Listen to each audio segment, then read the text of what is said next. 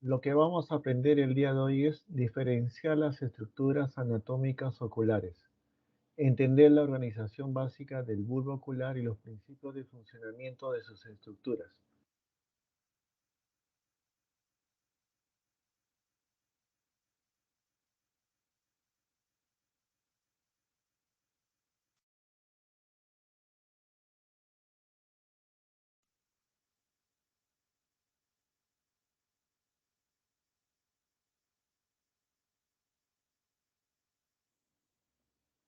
En esta oportunidad vamos a ver sobre anatomía y fisiología. Lo que vamos a aprender el día de hoy es diferenciar las estructuras anatómicas oculares, entender la organización básica del bulbo ocular y los principios de funcionamiento de sus estructuras, aplicar a la práctica diaria los modelos teóricos existentes y disponibles y fundamentar las decisiones clínicas con evidencias científicas.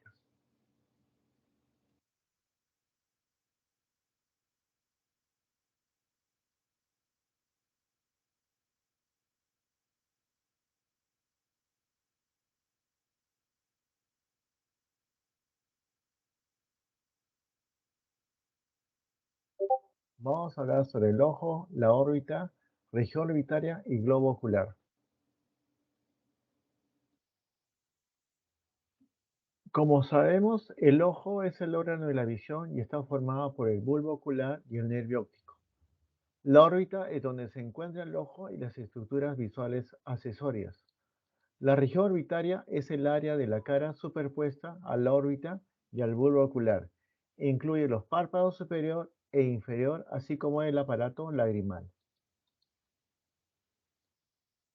Las órbitas son cavidades óseas bilaterales en el esqueleto facial.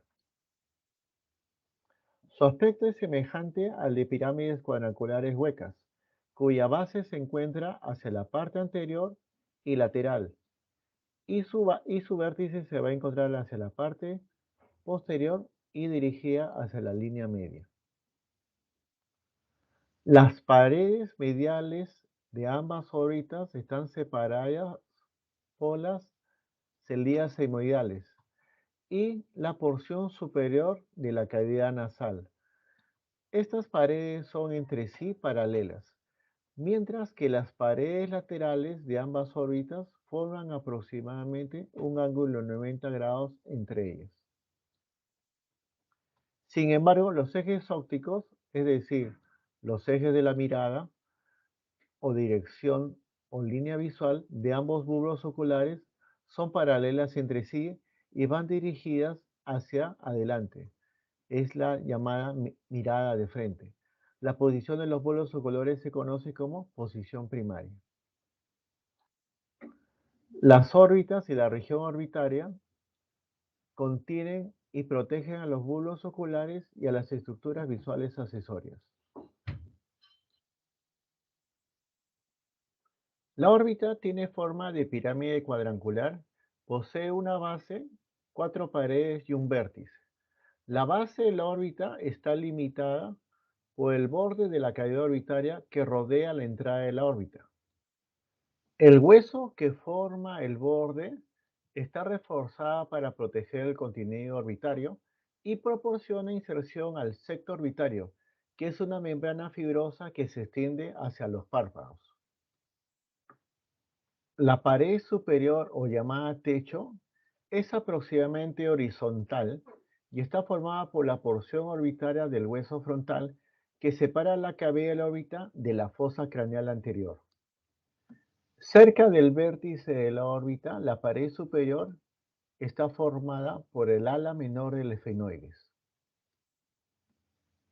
En la parte anterior y lateral existe una depresión superficial denominada fosa de la glándula raimal, donde se ubica dicha glándula. Las paredes mediales de ambas órbitas son casi paralelas entre sí y están formadas principalmente por la lámina orbitaria del etmoides, además de recibir contribuciones del proceso frontal del maxilar, de los huesos lagrimal y del hueso esfenoides. Anteriormente, la pared medial presenta incisuras para el surco lagrimal y la fosa del saco lagrimal. Además encontramos la tróclea, que es la polea para el tendón de uno de los músculos extrínsecos del bulbo ocular, está localizado superiormente. La pared inferior o piso de la órbita está formada principalmente por el maxilar y en parte por los huesos cigomático y palatino. La delgada pared inferior es compartida por la órbita y el seno maxilar. Se inclina inferiormente desde el vértice hacia el borde inferior de la órbita. La pared inferior está delimitada de la pared lateral de la órbita por la fisura orbitaria inferior, un hiato entre la cara orbitaria del maxilar y el efenoides. La pared lateral está formada por el proceso frontal del hueso cigomático y el ala mayor del efenoides. Es más fuerte y grueso.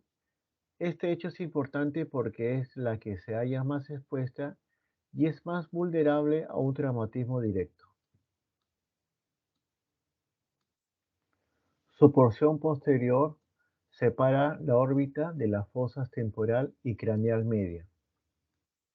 Las paredes laterales de ambas órbitas son casi perpendiculares entre sí. El vértice de la órbita se halla en el conducto óptico en el ala menor del efenoides, inmediatamente medial a la fisura orbitaria superior.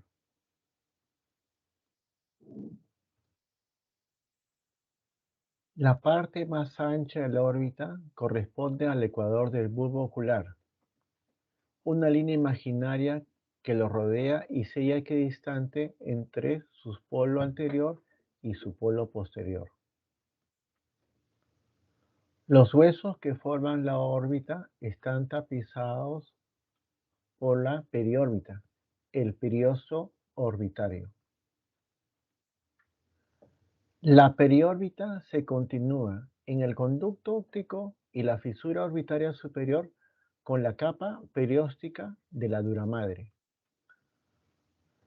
Sobre el borde de la cavidad orbitaria y a través de la fisura orbitaria inferior con el periosto que cubre la superficie externa del cráneo, llamada pericráneo. Con el septo orbitario en los bordes de la órbita. Con las vainas faciales de los músculos extrínsecos del bulbo ocular. Con la fascia orbitaria que forma la vaina facial del bulbo ocular. ¿Cuáles son las estructuras visuales accesorias que son protegidas por las órbitas y la región orbitaria anterior? Tenemos a los párpados que están unidos a las órbitas anteriormente y controlan la exposición del bulbo ocular anterior. Los músculos extrínsecos del bulbo ocular que posicionan el bulbo ocular y elevan el párpado superior. Los nervios y vasos en tránsito hacia los bulbos oculares y los músculos. La fascia orbitaria que rodea los bulbos oculares y los músculos. La mucosa conjuntival que tapiza los párpados, la cara anterior de los bulbos oculares y la mayor parte del aparato lagrimal. Todo el espacio en el interior de las órbitas que no está ocupado por las estructuras contienen la grasa orbitaria, llamada también cuerpo adiposo de la órbita, que forma una matriz en la cual están inmersas las estructuras de la órbita. Hablaremos ahora de los párpados y el aparato lagrimal. Los párpados son repliegues móviles que cubren el bulbo ocular. Anteriormente cuando están cerrados y por lo tanto protegen frente a los traumatismos y a la luz excesiva. Los párpados y el líquido lagrimal secretado por las glándulas lagrimales protegen la córnea y los bulbos oculares frente a los traumatismos y a la irritación, por ejemplo, por el polvo y las pequeñas partículas que pueden presentarse.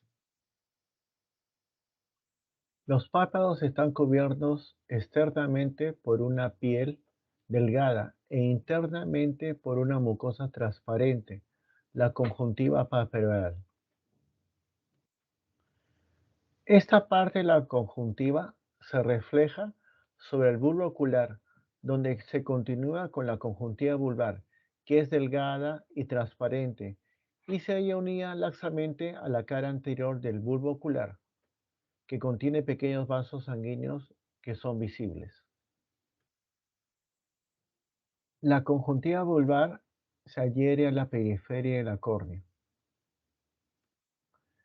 Estas líneas de reflexión de la conjuntiva palpebral sobre el bulbo ocular forman unos profundos fondos de saco, los fornis conjuntivales superior e inferior.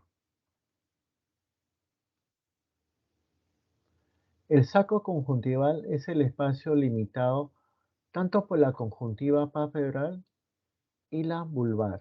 Es un espacio cerrado cuando los párpados están cerrados, pero presenta una abertura anterior, la que es la hendidura palpebral, cuando el ojo está abierto, cuando los párpados están separados. El saco conjuntival es una forma especializada de mucosa que permite que los párpados se muevan libremente sobre la superficie del bulbo ocular, cuando se abre y cuando se cierra el bulbo ocular. Los párpados superior e inferior están reforzados por unas láminas densas de tejido conectivo, los llamados tarsos, el superior y el inferior, que dan la forma de esqueleto de los párpados. El aparato lagrimal se compone de las siguientes estructuras. Primero, la glándula lagrimal. Secreta el líquido lagrimal, que es una solución salina fisiológica acuosa que contiene una lisozima, que es una enzima bactericida. Este líquido humecta y lubrica las superficies de la conjuntiva y la córnea y proporciona algunos nutrientes y oxígeno disuelto. Cuando se produce en exceso, constituye las lágrimas. Los conductos excretores de la glándula lagrimal transportan el líquido lagrimal desde las glándulas lagrimales al saco conjuntival. Los conductillos lagrimales comienzan en el punto lagrimal de la papila lagrimal, cerca del ángulo medial del ojo, y drenan el líquido lagrimal desde el lado lagrimal, que es un espacio triangular en el ángulo medial del ojo, donde se acumulan las lágrimas, al saco lagrimal.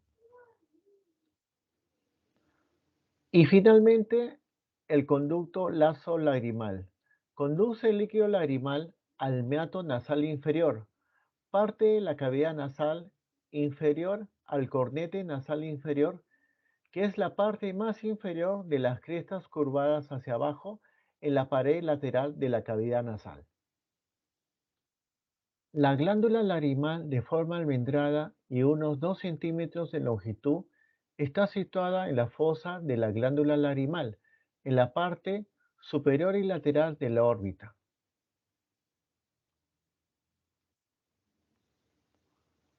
La glándula está dividida en una parte superior orbitaria y otra inferior, palpebral, por la expansión lateral del tendón del elevador del párpado superior.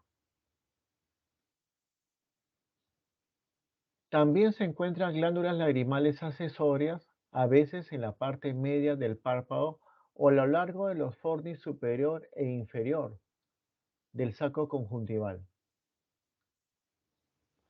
Hay que resaltar que siempre son más numerosos en el párpado superior que en el párpado inferior. La producción de líquido lagrimal se estimula por impulsos parasimpáticos del nervio craneal séptimo. El líquido se secreta a través de 8 a 12 conductos excretores que se abren en la parte lateral del fornis conjuntival superior del saco conjuntival. El líquido fluye inferiormente dentro del saco por la fuerza de gravedad y cuando la córnea se seca, el ojo parpadea. Los párpados se ponen en contacto en una secuencia lateral a medial, lo que empuja una película de líquido medialmente sobre la córnea, de modo a algo parecido a lo que ocurre con un limpa parabrisas.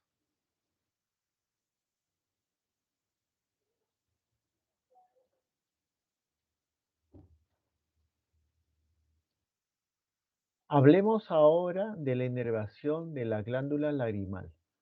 La inervación de la glándula lagrimal se realiza por parte del simpático y el parasimpático. Las fibras secretomotoras parasimpáticas presignáticas llegan desde el nervio facial por el nervio petroso mayor y luego por el nervio del conducto pterigoideo al ganglio pterigopalatino, donde establece sinapsis con los cuerpos celulares de las fibras postsinápticas.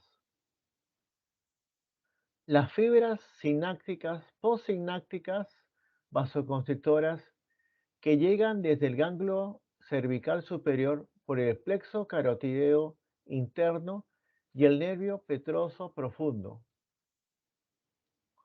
Se unen a las fibras parasimpáticas para formar el nervio del conducto pterigoideo y atravesar el ganglio pterigopalatino.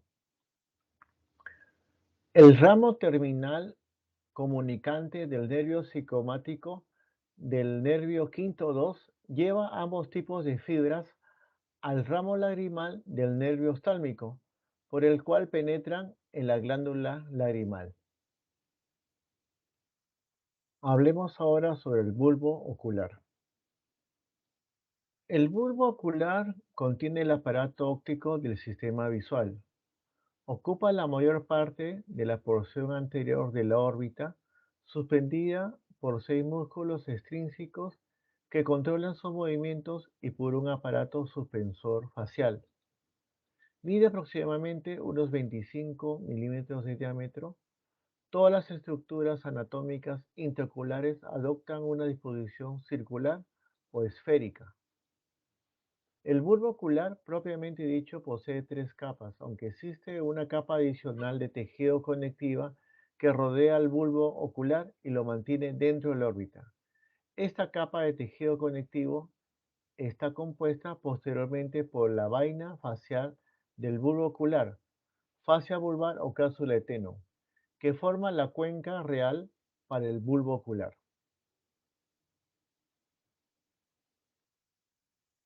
Las 3 capas del bulbo ocular son las siguientes. La primera es la capa fibrosa, también llamada externa, que está formada por la esclera y la córnea. La segunda capa es la capa vascular o capa media, que está formada por la coroides, el cuerpo ciliar y el iris. Y la tercera capa es la capa interna, formada por la retina, que posee tanto las porciones ciegas como la parte óptica. Hablemos de la capa fibrosa del bulbo ocular. La capa fibrosa del bulbo ocular es su esqueleto fibroso externo, que le aporta forma y resistencia. Es la llamada esclera o esclerótica, es la parte dura y opaca de la capa fibrosa del bulbo ocular. Cubre posteriormente sus 5 sextas partes y proporciona inserción a los músculos extrínsecos llamados extraoculares e intrínsecos del bulbo ocular. La parte anterior de la esclera es visible a través de la conjuntiva vulvar, transparente y constituye el blanco del ojo. La córnea es la parte transparente de la capa fibrosa que cubre anteriormente la sexta parte del bulbo ocular. La convexidad de la córnea es mayor que la de la esclera, por lo que sobresale del bulbo ocular cuando se contempla lateralmente. Mientras que la esclera es relativamente avascular, la córnea carece totalmente de vasos y se nutre a partir de los lechos capilares en torno a su periferia y de los líquidos existentes sobre su superficie externa, que en este caso es el líquido lagrimal, y en su superficie interna, pues el humor acuoso. El líquido lagrimal también proporciona oxígeno que es absorbido del aire. La córnea es extremadamente sensible al tacto y su inervación proviene del nervio oftálmico, rama quinto 1. Incluso cuerpos extraños muy pequeños, por ejemplo, partículas de polvo, provocan parpadeo, lagrimeo y a veces dolor intenso. Su alimento procede de los lechos capilares en su periferia, el humor acuoso y el líquido lagrimal.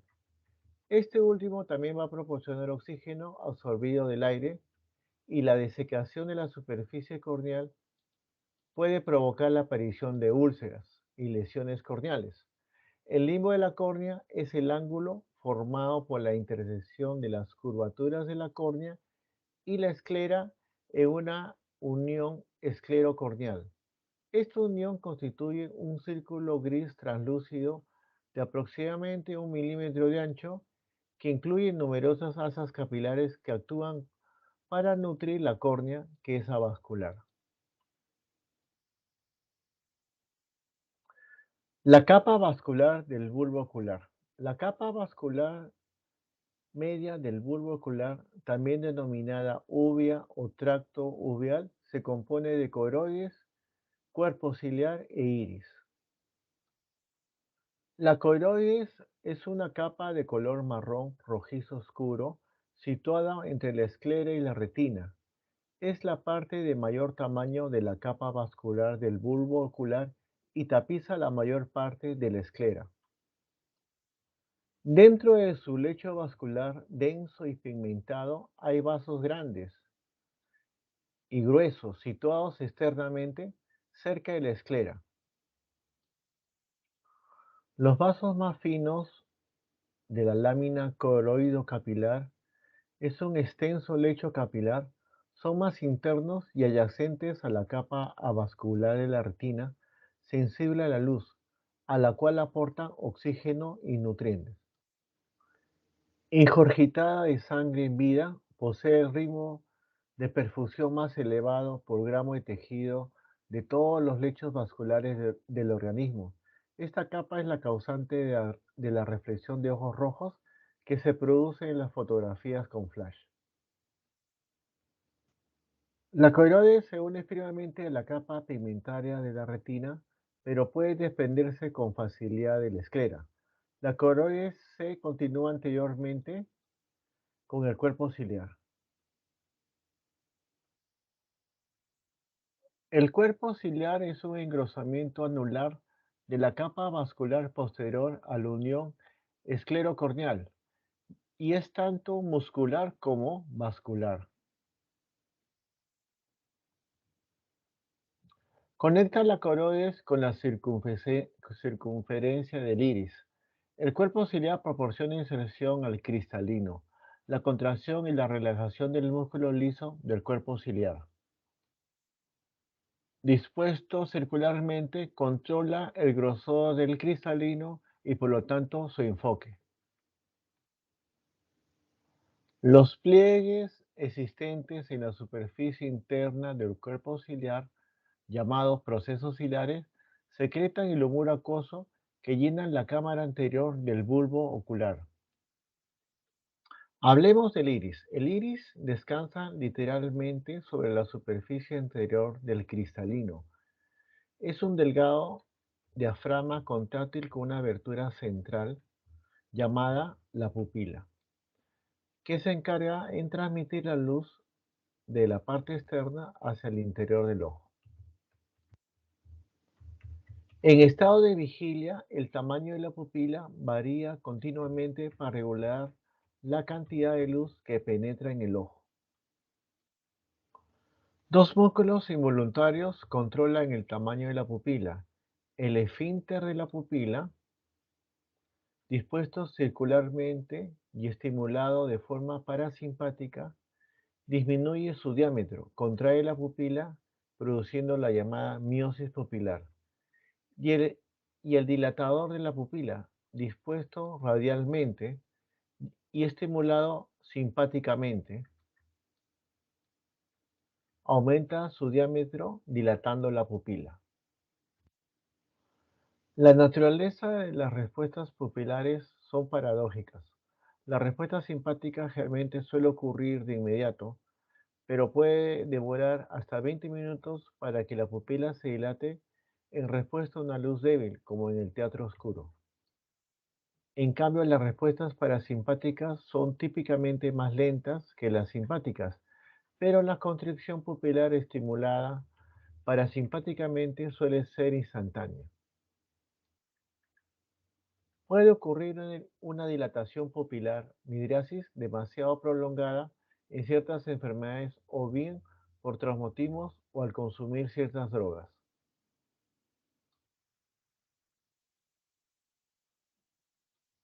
La capa interna del bulbo ocular es la retina o capa nerviosa sensorial del bulbo ocular. La retina se compone de dos porciones funcionales, con localizaciones distintas, la porción óptica y la porción ciega, también llamada retina no visual. La porción óptica de la retina es sensible a los rayos de la luz visible y posee dos capas, una nerviosa y otra pigmentaria. La capa nerviosa es receptiva para la luz. La capa pigmentaria está compuesta por una capa única de células que refuerzan la propiedad de absorber la luz que posee la coroides, a reducir la dispersión de la luz en el bulbo ocular. La porción ciega es la continuación anterior de la capa pigmentaria y es una capa de células de soporte. La porción ciega se extiende sobre el cuerpo ciliar, porción ciliar de la retina y la superficie posterior del iris, porción iridiana de la retina hasta el borde pupilar. Clínicamente, la cara interna de la parte posterior del bulbo ocular, cuando enfoca la luz que entra en él, se denomina fondo de ojo.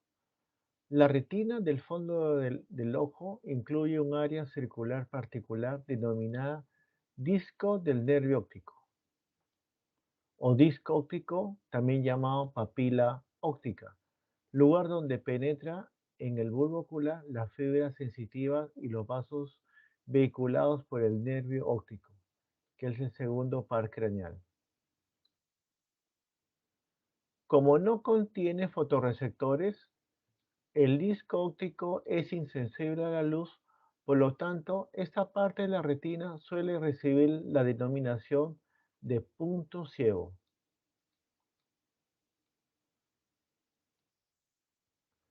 Inmediatamente lateral al disco óptico se halla la mácula de la retina o mácula lútea. El color amarillo de la mácula solo es aparente cuando se examina la retina con luz exenta del componente rojo. La mácula lútea es una pequeña área ovalada de la retina con conos fotorreceptores especializados en la agudeza visual. En el centro de la mácula lútea existe una depresión, la fóvea central, el área de mayor agudeza visual. La fóvea tiene aproximadamente 1.5 milímetros de diámetro. Su centro, la foviola, carece de la red capilar que se aprecia en otros lugares en la profundidad de la retina. La porción óptica de la retina finaliza anteriormente a lo largo de la ora serrata o borde posterior irregular del cuerpo ciliar. A excepción de los conos y bastones de la capa nerviosa, la retina recibe irrigación de la arteria central de la retina, rama de la arteria oftálmica. Los conos y bastones de la capa nerviosa externa reciben nutrientes desde la lámina coroideo capilar, donde se encuentra los vasos más finos de la cara interna de la coroides contra la que se aplica la retina. Un sistema correspondiente de vena retiniana se une para formar la vena central de la retina. ¿Cuáles son los medios de refracción y compartimentos del bulbo ocular? En su paso hacia la retina, las ondas luminosas van a atravesar los medios de refracción del bulbo ocular, que son la córnea, el humor acuoso, el cristalino, el humor vítreo y finalmente van a llegar hacia la retina. La córnea es el medio de refracción primario del bulbo ocular, es decir, va a desviar la luz en grado máximo y enfoca como una imagen invertida sobre la retina fotosensible. El humor acuoso ocupa la parte del segmento anterior, llamada cámara anterior. La cámara anterior está formada en la parte anterior por la córnea y por la parte posterior por el iris y la pupila. La cámara posterior está formada entonces anteriormente por el iris, la pupila y posteriormente por el cristalino y por los procesos ciliares. Como sabemos, el humor acuoso se va a formar en la cámara posterior en los llamados procesos ciliares del cuerpo ciliar.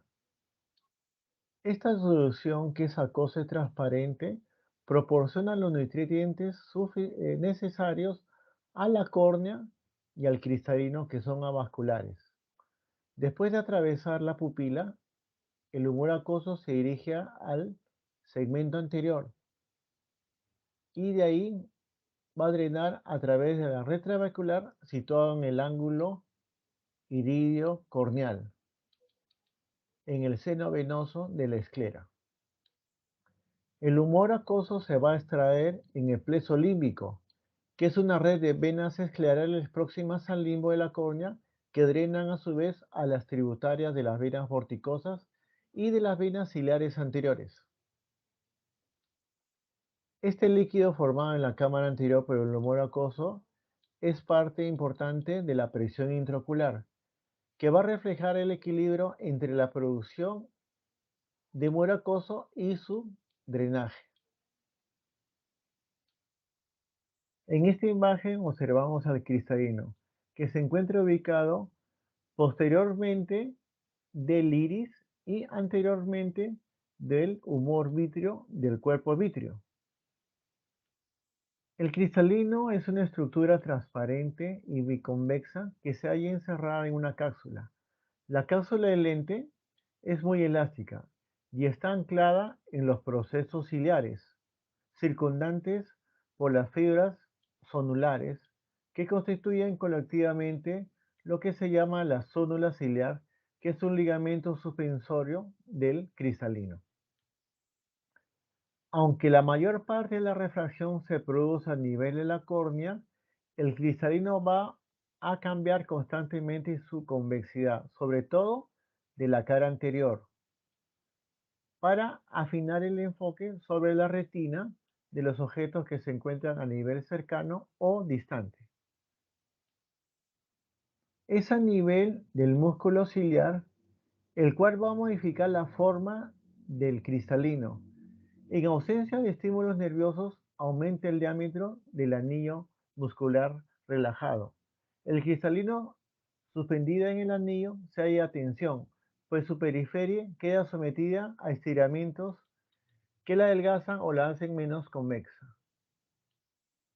La menor convexidad sirve para enfocar los objetos distantes, la llamada visión lejana. La estimulación parasimpática por vía del nervio oculomotor o tercer par craneal va a provocar una contracción esfinteriana del músculo ciliar. El anillo se va a estrechar y disminuye la tensión sobre el cristalino. La lente relajada o el cristalino relajado aumenta de grosor, se hace más convexa, lo que sirve para enfocar los objetos cercanos. Es la llamada visión próxima. Este proceso activo de modificar la forma del lente o del cristalino Para la visión próxima se denomina acomodación. El grosor del lente aumenta con la edad, de modo que la capacidad para acomodar disminuye generalmente a partir de los 40 años. Otro de los elementos importantes es el humor vítreo, que es un líquido acuoso englobado en la trama del cuerpo vítreo.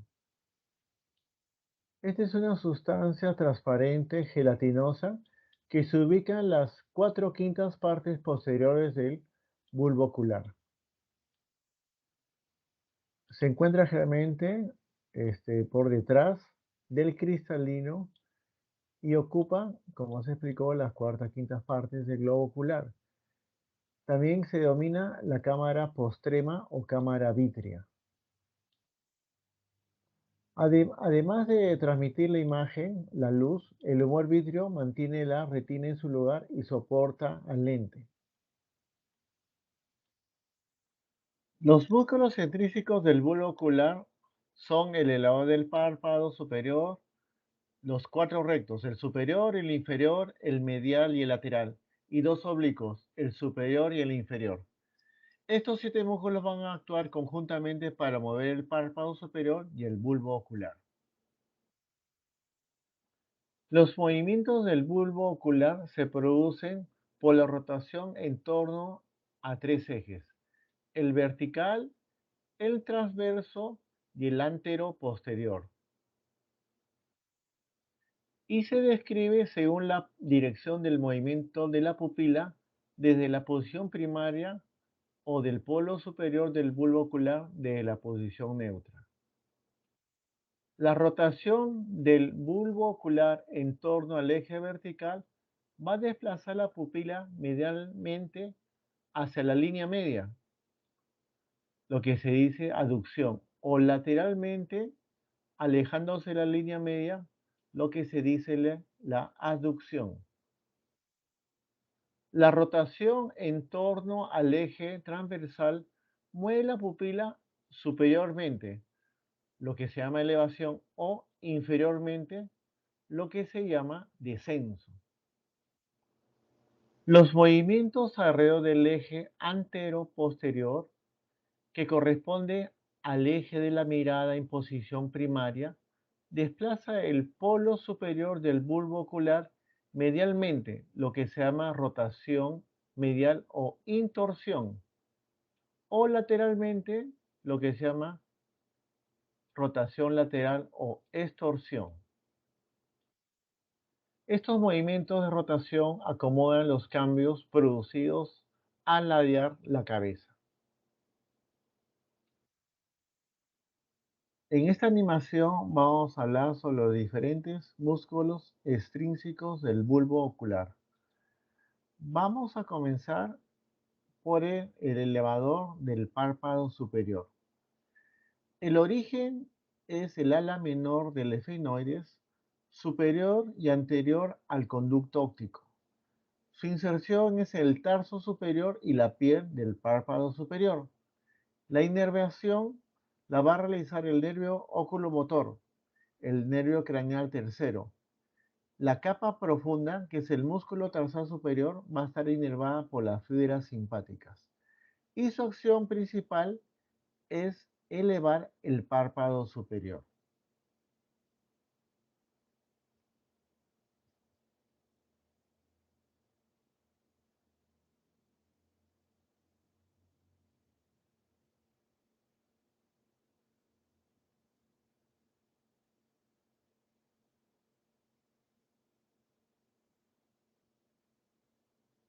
En el caso del oblicuo superior, se origina en la zona del vértice, igual que los músculos rectos, pero superior y medialmente al anillo tendidoso común.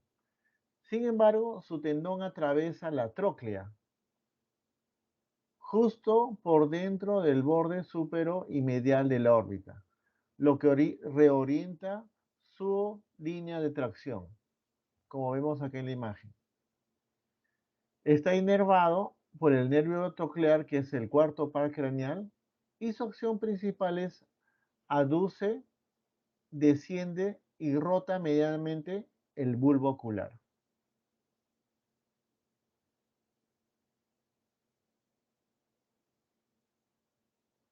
El siguiente es el oblículo inferior. Es el único músculo que se origina en la parte anterior de la órbita, inmediatamente lateral a la fosa lagrimal. Su inserción es en la esclera profunda del músculo recto lateral, la inervación por el nervio oculomotor, que es el nervio craneal tercero, y su función es aducir, eleva y rota lateralmente el bulbo ocular.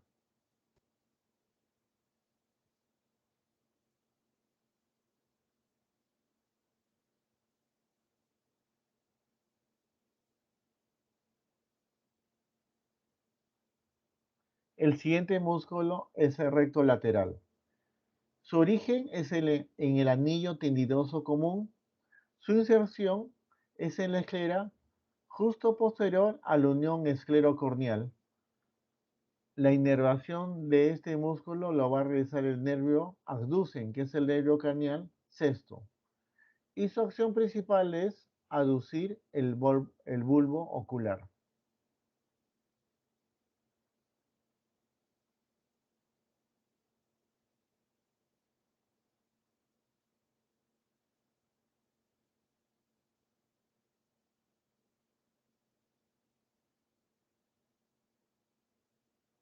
El siguiente músculo es el recto medial. El origen también es el anillo tendidoso común.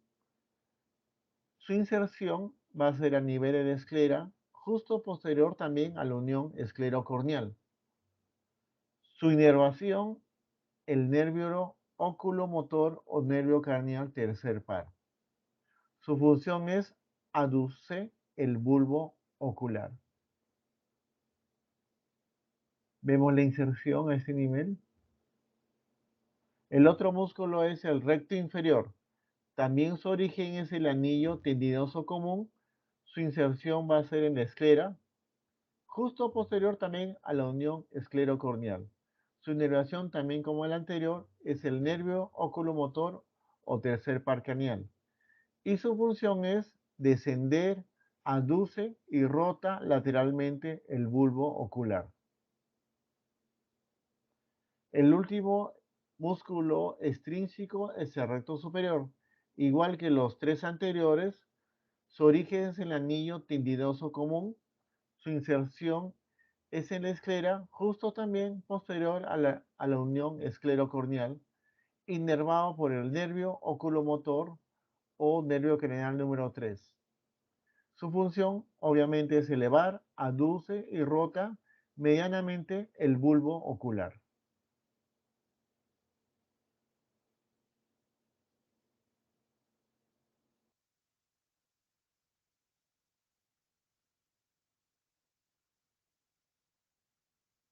En esta tabla vemos de forma resumida los músculos extrínsecos, su origen, su inserción, la inervación y su acción principal. Para recordar, los cuatro músculos rectos discurren anteriormente al bulbo ocular y se originan en el manguito fibroso, que es el anillo tendinoso común. Los cuatro músculos rectos reciben sus denominaciones según la posición respecto al bulbo ocular. El oblicuo superior se origina en la zona del vértice, al igual que los músculos rectos, pero superó medialmente al anillo tendinoso común. Sin embargo, su tendón atraviesa la tróclea justo por dentro del borde superior y medial de la órbita, lo que reorienta su línea de tracción. El oblicuo inferior es el único músculo que se origina en la órbita inmediatamente lateral a la fosa lagrimal. En la exploración física, el médico va a indicar al paciente que siga el dedo medialmente, con lo que se va a comprobar el recto medial y el nervio oculomotor, tercer nervio craneal. Y luego le va a hacer mirar hacia abajo, inferior y superiormente, para aislar y comprobar la función del oblicuo superior y del recto inferior. Así va a evaluar la integridad del nervio troclear, que es el nervio craneal 4, que inerva el oblicuo superior, y de la división inferior del nervio craneal 3, que inerva el oblicuo inferior. Pero en la parte práctica, por ejemplo, la acción principal del oblicuo superior es el descenso de la pupila en la posición aducida. Por ejemplo, al mirar hacia la parte baja de la página cuando la mirada de ambos ojos se dirige medialmente en la convergencia para la lectura, por ejemplo. En el caso de la acción principal del oblicuo inferior, es la elevación de la pupila en la posición aducida. Por ejemplo, al mirar hacia la parte alta de la página durante la convergencia para la lectura. Hablaremos ahora sobre la inervación de la órbita.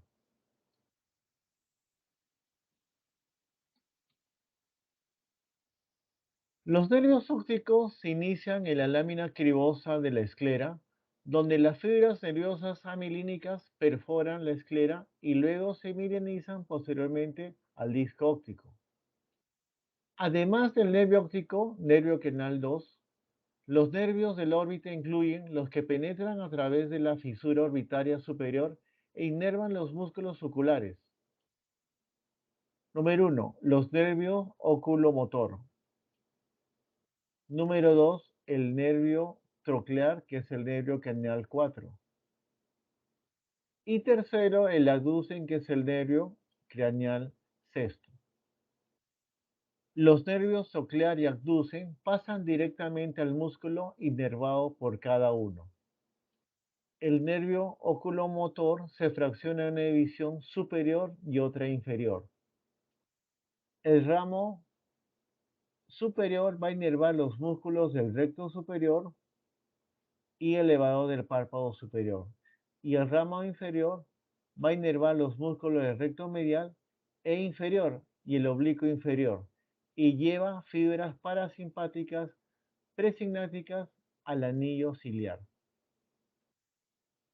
Las tres ramas terminales del nervio oftálmico, que es el quinto uno, los nervios frontal, el nervio nasociliar y el nervio lagrimal, atraviesan la fisura orbitaria superior e inervan estructuras relacionadas con la parte anterior de la órbita. Por ejemplo, la lágrima, la glándula lagrimal, los párpados, la cara y la piel cabelluda.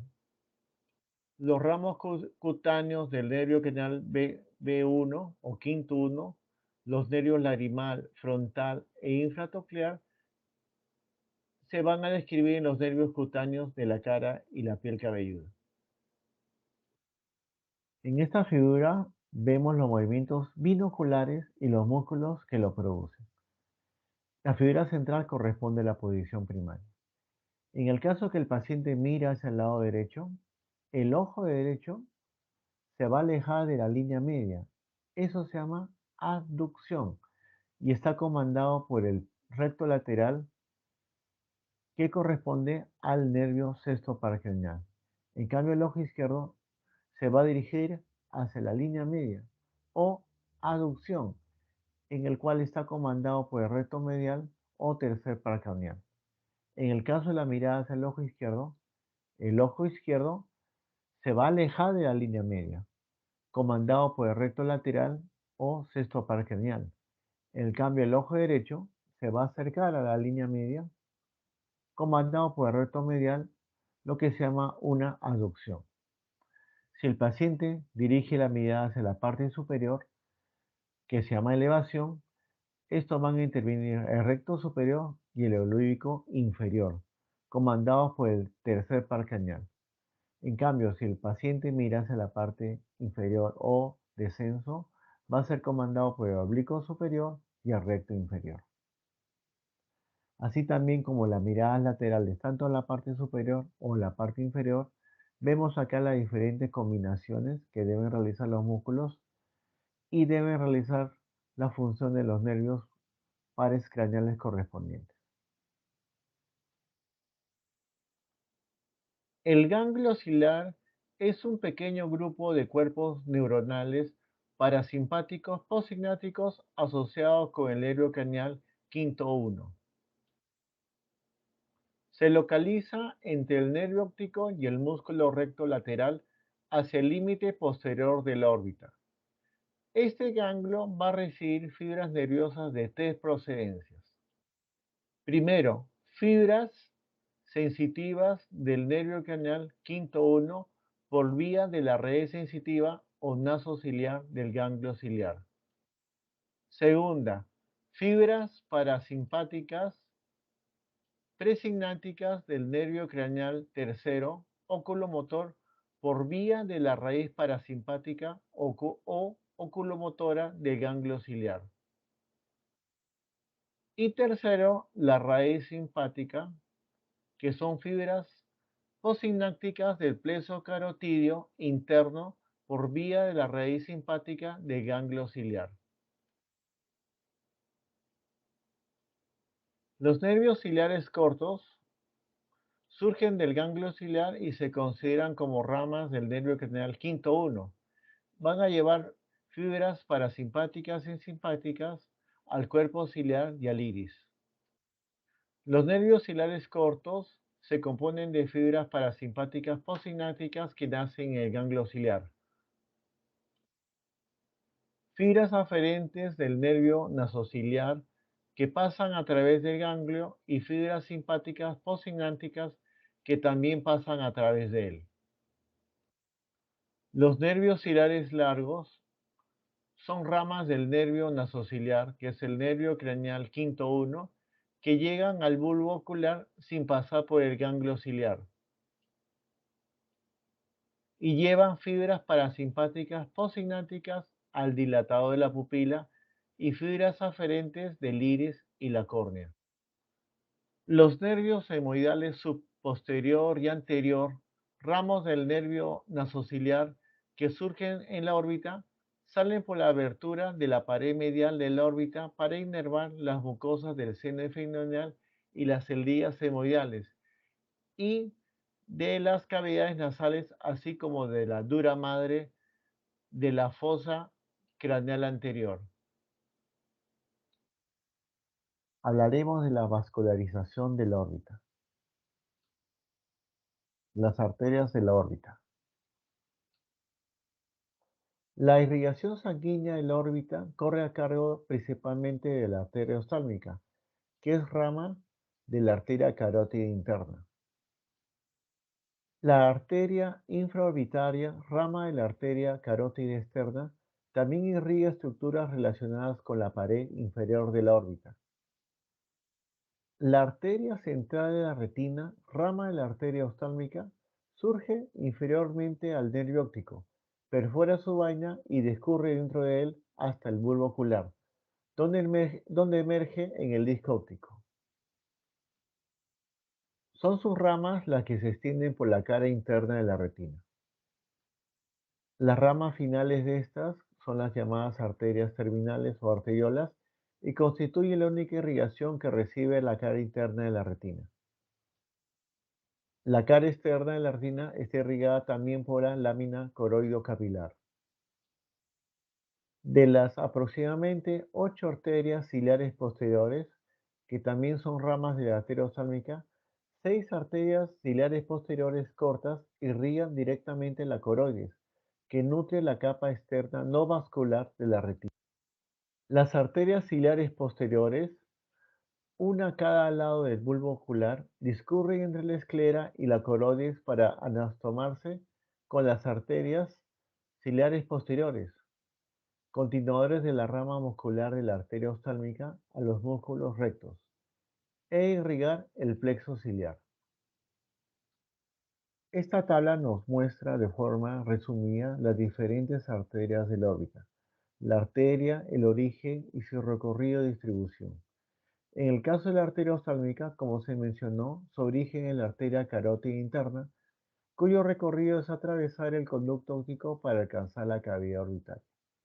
En el caso de la arteria central de la retina, la supraorbitaria, la supratroclear, la lagrimal, la dorsal de la nariz, las ciliares posteriores cortas, las ciliares posteriores largas, las semoidales tanto anterior como posterior, el origen en la arteria oftálmica.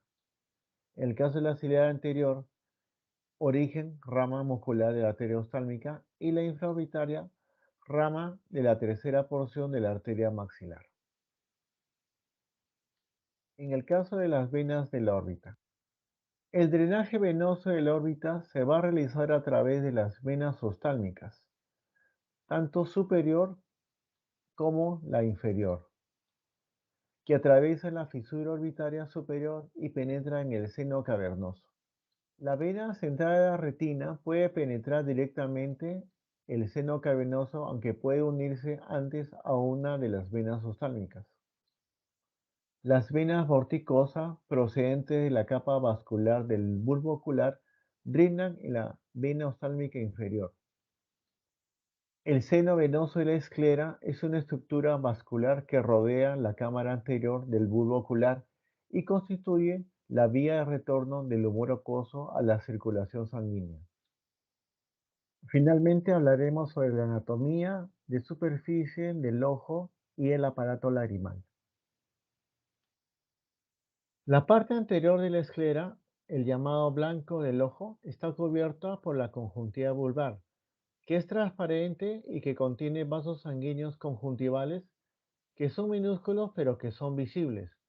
Cuando esté irritada, los vasos pueden incogitarse notablemente y la conjuntiva vulvar puede adquirir un aspecto rosado al inflamarse, el llamado ojo rojo.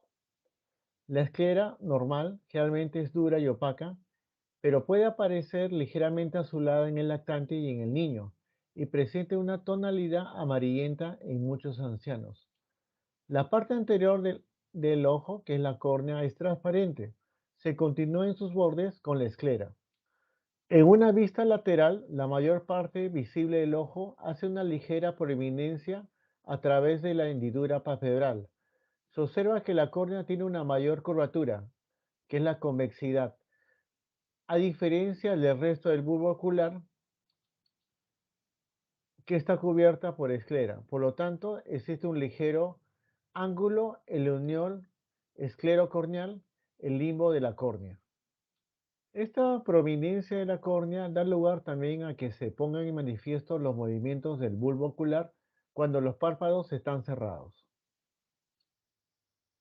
Esta abertura oscura y circular a través del cual penetra la luz en el bulbo ocular se llama pupila.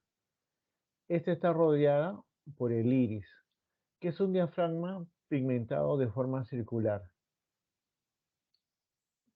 El tamaño relativo de la pupila y el iris va a variar según la intensidad de la luz entrante. Sin embargo, el tamaño de la pupila y el iris contralateral deben guardar uniformidad.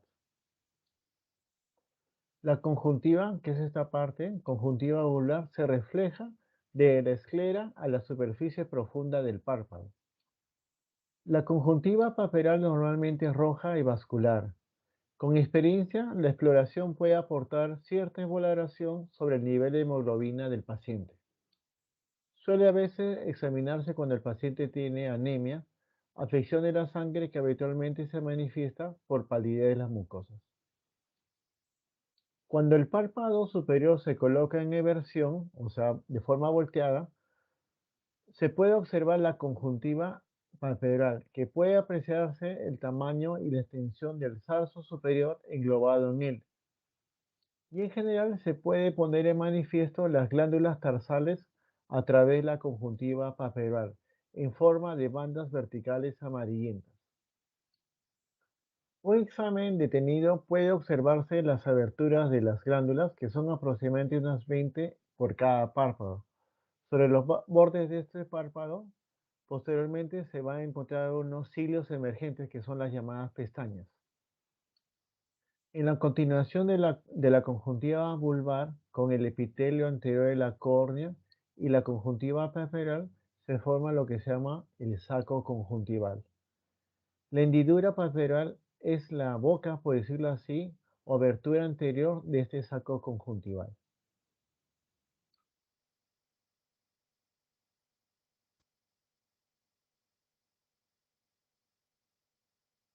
¿Tienen alguna pregunta? ¿Alguna duda? ¿Alguna pregunta, alguna duda? ¿Llenaron el formulario de asistencia? Sí, doctor. Ya, muy bien. Sí, doctor. Ya, entonces, el grupo que va a rotar conmigo, ¿quiénes son? Delegados, ¿sabe? Sí, el primer grupo.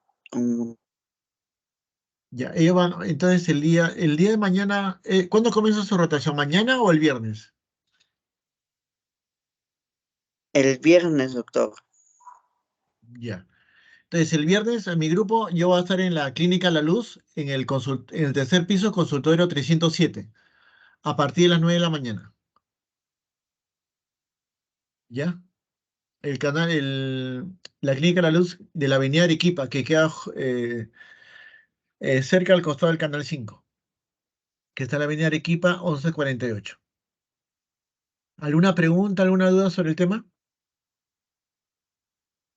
Ya, entonces, siendo 15 horas con 07 minutos, nos estamos despidiendo para la próxima semana a las 2 de la Doctor, tarde, por favor, delegado. doctor, Mandas el link con anticipación. doctor, Sí, doctor, buenos días. Soy parte de su grupo que va a ir el día viernes a la Clínica La Luz. Mencionó tercer piso, consultorio 307, ¿verdad? sí, 307 a las 9 de la mañana. Se acercan Perfecto, nomás. doctor. Gracias. Ya, muy bien. Ya, entonces Gracias. nos vemos hasta viernes el grupo y con ustedes a la próxima semana. Ya, gracias. Hasta luego. Gracias, doctor. Gracias.